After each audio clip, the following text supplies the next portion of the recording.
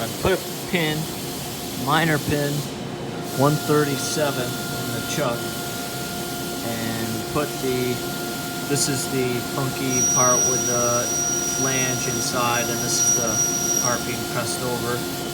Down in here, I guess I'll press it and then show you.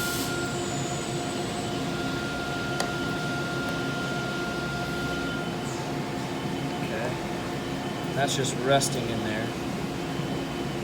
It's trued up though, the collet to the chuck. It's hard to do with one hand. So normally I wouldn't move it, but I'm all done. Ooh, we got one left.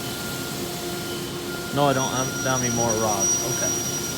So this is what I have here. This is a 3/16 collet. This is a 103 pin with a 103 hole, and that sits in the 632 side of the part inside the collet, you know. And then this pin is in here.